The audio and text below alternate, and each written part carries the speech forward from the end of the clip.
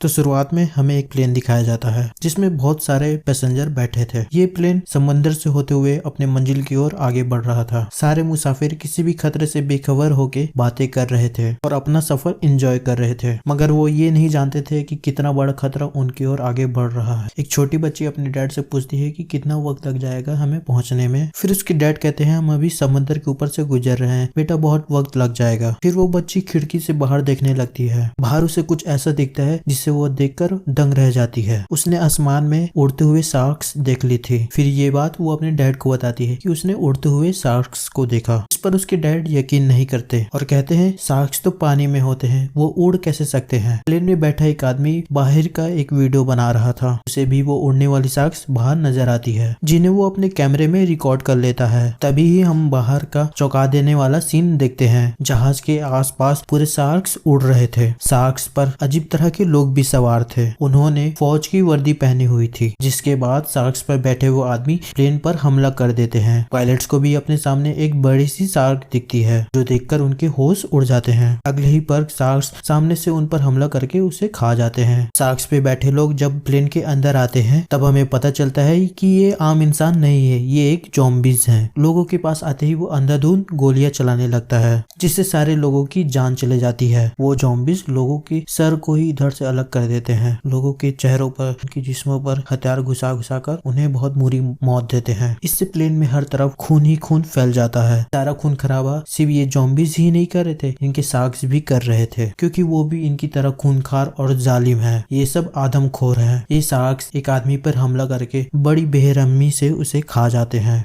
Zombies अभी भी नहीं रुकते। किसी का सर काटकर, किसी का चेहरा काटकर बहुत बुरी मौत देते हैं। कुछ ही मिनटों में ये प्लेन का बहुत भयानक नजारा बना देते हैं। ऐसा होने से प्लेन भी तबाह हो जाता है। ज़ॉम्बीज और शार्क्स अपना मकसद पूरा होने पर चले जाते हैं। सवाल ये उठता है कि ये ज़ॉम्बीज और शार्क्स कहां से आए, ये कौन है, ये लोगों पर इतना बेरहमी से हमला क्यों कर रहे हैं। इस बारे में हमें आगे पता चलेगा। इसके ही अगले सीन में हमें न्यूयॉर्क शहर दिखाया जाता है जहां हम एक प्राइवेट कंपनी को देखते हैं जो अमेरिकन आर्मी के लिए काम करती है। आर्मी को पूरी सिक्योरिटी, कमांडर्स और सिपाही देती है। फिर हम इस कंपनी के मालिक को देखते हैं जिसका नाम रेक्टर है। एक प्रोफेसर भी है जो काफी बूढ़े लग रहे थे क्योंकि उनकी उम्र लगभग 105 साल थी। खुद को एक अजीब सा इंजेक्शन लगाते हैं। फिर कंप्यूटर का सिस्टम 105 साल के बजाय सिर्फ 75 साल बताता है, मतलब कि असली उम्र से बहुत ही कम। जाहिर है उम्र कम हो गई थी तो वो चलने फिरने के काबिल है, जो 105 साल की उम्र में नहीं कर पा रहे थे। प्रोफेसर रेक्टर ठीक हो गए थे। अपने छोटी बेटी के साथ प्लेन पर होने वाले उस हमले को देख रहे थे। ये वो वीडियो थी जो प्लेन के मुसाफिर ने उस वीडियो को बनाया था। वो ये समझ पाते हैं कोई एक अजीब ताकत है जो अपने होने का एहसास दिलाना चाहते हैं। ये बताना चाहते हैं कि हम वापिस आ चुके हैं दुनिया पर राज करने के लिए। उसके बाद सीन कट होकर आता है एक औरत पर, और कोई नहीं प्रोफेसर रेक्टर की बड़ी बेटी है जिसका नाम डेबला है।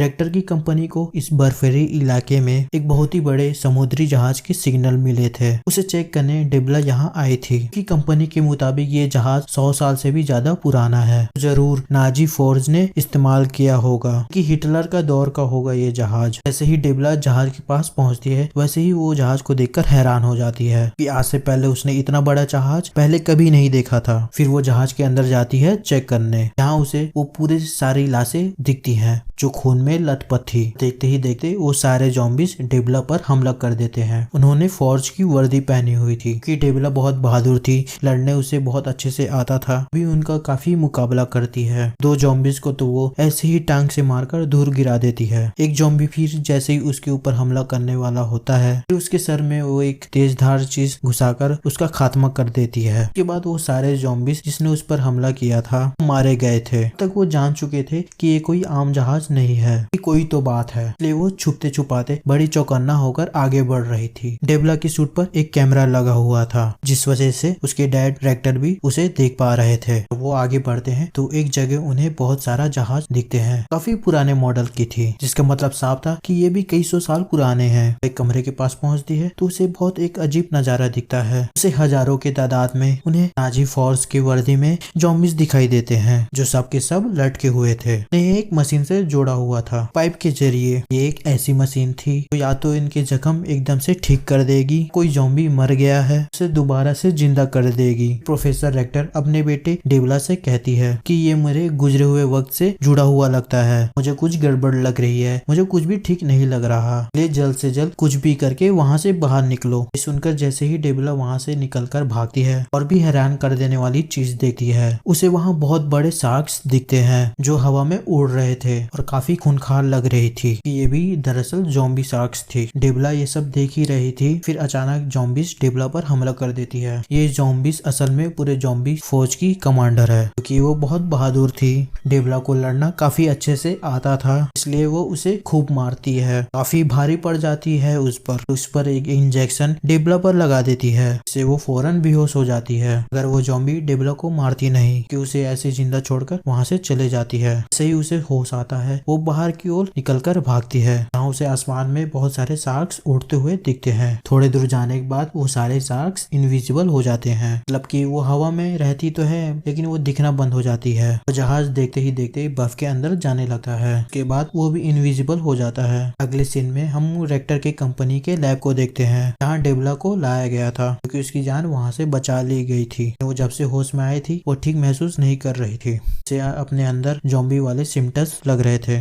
मतलब कि उसे ऐसा महसूस हो रहा था कि वो भी एक ज़ॉम्बी है। ज़ॉम्बीज के कमांडर ने डेबला को जो इंजेक्शन लगाया था एक ज़ॉम्बी वायरस था। वो ऐसा करके डेबला को भी ज़ॉम्बी बनाना चाहती, ताकि हर तरफ उनके बनाए ज़ॉम्बीज हो, जिन्हें वो अपने साथ शामिल करके इंसानियत का जड़ से ही खात्मा कर दे, दुनिया पर राज करे। अब हम रेक्टर को उनके दोनों बेटियों के साथ देखते हैं, जो वहाँ खाना खा रहे थे। रेक्टर की छोटी बेटी कहती है कि आपने कहा था कि आपके पास्ट से जुड़ा हुआ है, आज आप अपने पास्ट के बारे में हमें बता दीजिए, फिर क्या हुआ था कि आपने आज तक हमें अपने गुजरे हुए वक्त के बारे में कभी नहीं बताया। इस पर प्रोफेसर रेक्टर बताना शुरू करते हैं कि ये बात 1942 की है। ब्रिटिश फौज ने जर्मन फौज और नाजी फौज पर हमला करना शुरू कर दिया। उन्होंने जर्मन के हर एक इलाके को तहस नहस कर दिया था, जिस वजह से जर्मन फौज ने ब्रिटिश फौज के सामने घुटने टेक दिया। उसके बाद हिटलर ने बदला लेने के लिए उसके कमांडर से कहा, प्रोफेसर रेक्टर को कहो वो एक ऐसा सीरम, एक ऐसा वायरस बनाए जिंदा इंसान वैसी और जालिम बन जाए कि लाशों को जिंदा करके ज़ॉम्बीज बना दे, बिना थके और दर्द का एहसास किए वो ब्रिटिश फौज का सामना कर सके, आसानी से उन्हें हरा दे, जर्मन फौज हार जाए। क्योंकि मैं उस वक्त नाजी फौज का साइंटिस्ट था, मैंने आखिरकार वो सीरम तैयार कर दिया। कि हर तरफ से हम पर हमला हो रहा था, जंग का माहौल था। ऐसे वक्त में मैं इस सीरम का एंटीडोट नहीं बना पाया, ऐसी दवा जिससे सीरम का असर को खत्म किया जा सके, जिससे लोग नॉर्मल होकर असली हालत में आ जाए। सीरम यानी कि वायरस के तैयार होते ही कमांडर इस्तेमाल करने का हुक्म दे देते हैं। इसे रेक्टर ऐसा करने से मना कर देते हैं कि वायरस तो बन गया है पर इसका एंटीडोट नहीं बना। वो सारे फौजी और लोग जिसे ये सीरम दिया जाएगा इस वायरस का शिकार हो जाएंगे, दोबारा से ठीक नहीं किया जा सकेगा। इस वजह से वो लोगों के लिए खतरा बन जाएंगे। ये सब जानने के बावजूद कमांडर इसे इस्तेमाल करने का फैसला करते हैं। उन्हें किसी की जान की परवाह नहीं थी, उसे जंग जीतने से मतलब था। प्रोफेसर रेक्टर ने उनके मामले में टांग अड़ाई थी, बगावत करने के लिए वो उसे गोली मार देते हैं। प्रोफेसर खुद को मरता हुआ देखकर वो सीरम लगा लेते हैं। ब्रिटिश दोबारा से नाजी फौज पर हमला कर देते हैं। नाजी फौज और भी कमजोर हो जाते हैं, क्योंकि इन्होंने उस सीरम का अभी तक इस्तेमाल नहीं किया था। रेक्टर बताते हैं 1945 में हिटलर की मौत हुई, जर्मनी के हालात और भी खराब हो गए। इसके बाद नाजी की फौज और उनके कमांडर पता नहीं कहाँ गायब हो गए। यहाँ अमेरिका आ गया। इंसानियत की मदद के लिए और लोगों की भलाई के लिए एक कंपनी बनाई कि मैं एक अच्छा इंसान बनना चाहता था। सीरम बनाने के बाद मुझे बहुत अफसोस था, शायद ऐसा नहीं करना चाहिए था। सारी बातें सुनकर उनकी बेटियों को उस पर बहुत गुस्सा आता है, इसलिए वो कहती है सब जो आज हो रहा है उस वक्त जो हुआ सबके जिम्मेदार आप हैं। मैं बहुत गलत किया, कुदरत के साथ छेड़छाड़ की, सबकी ज़ॉम्बी जैसे आपने इंसान को बनाया, आपने बदलना चाहा और मरने के बाद मुर्दा लोगों के साथ भी गलत किया, उन्हें ज़ॉम्बीज बनाकर। इसलिए आप ही इन सब का कुछ हल निकाल सकते हैं। के बाद हम देखते हैं नाजी फोर्स को जो ज़ॉम्बीज बन चुके हैं, उन्होंने न्यूयॉर्क पर भी हमला कर दिया है। इसलिए ये बात साफ हो जाती है कि ज़ॉम्बी फौज और शार्क्स यहाँ आई है वो दरअसल नाजी फौज है हिटलर की, क्योंकि 1945 में वो गायब इसलिए कि उन्होंने ये सीरम और वायरसेस इस्तेमाल कर लिया था। न्यूयॉर्क शहर में सारी तबाह होने वाली तबाही दिखाई जा रही थी। इस अचानक हमले की वजह से बहुत सारे लोग मारे जाते हैं। इसके अलावा नाजी फौज और भी बहुत सारे मुल्कों पर हमला कर देती है, जिन पे London, Japan, Canada and China था। साथ ही शार्क्स आसमान पे उड़ने वाले सारे प्लेन्स को तबाह कर रहे थे कि उन्होंने शुरुआत में किया था। ऐसा होने से सारे फ्लाइट्स बंद कर दिए जाते हैं कि हवाई सफर बंद कर दिए जाते हैं कि एक एक करके वो सारे प्लेन्स तबाह हो गए थे। इन सारे हालात को देखते हुए रेक्टर अमेरिका के जनरल से वीडियो कॉल पर मीटिंग करते हैं। इस मीटिंग में और भी बहुत सारे लोग शामिल हो जाते हैं। प्रेसिडेंट, ऑफिसर्स, शार्क्स के डॉक्टर, कमांडर भी शामिल थे। इनमें से डॉक्टर बताती है शार्क्स हवा में इसलिए उड़ पा रही है, उन पर कुछ एक्सपेरिमेंट किया गया है, इनके बॉडी पार्ट्स को बदलकर इस काबिल बनाया है ये पानी से बाहर हवा में उड़ सकते हैं। एक्सपेरिमेंट बहुत बड़ा है, इसे आसमान में जिंदा रहने के काबिल बनाया गया है। तो और जो इंजन उनके शरीर पर लगाया गया है से वो जमीन पे 4000 की बुलंदियों पर उड़ सकते हैं। एक्सपेरिमेंट की वजह से शार्क का स्किन बहुत सख्त और मजबूत हो गया है, उनके शरीर पर कोई भी गोलीबारी या बारूद का असर नहीं होगा। इसका मतलब साफ है कि इनको मारना नामुमकिन है। हमें इनका खात्मा करना है तो हमें भी इन जैसे हैवान और राक्षस बनाना है जिसे हम कंट्रोल करके इन पर हमला कराएंगे। बात सुनकर ऑफिसर मना कर देते हैं। इस मुश्किल से निकलने का एक भी अच्छा हल नहीं है, इसमें हमें एक राक्षस को मारने के लिए दूसरा राक्षस बनाना पड़े। तो वो राक्षस जिसे हम कंट्रोल करेंगे वो हमारे कंट्रोल से बाहर हो गया तो हम क्या करेंगे। लेकिन अमेरिका के प्रेसिडेंट और जनरल ये करने का इजाजत दे देते हैं। डॉक्टर को कहते हैं कि तुम्हें इजाजत है, बना लो वो राक्षस जो इस सब का खात्मा कर सके। एयरपोर्ट में हम देखते हैं काफी दिन के बाद जो कि फ्लाइट खोल दी गई थी,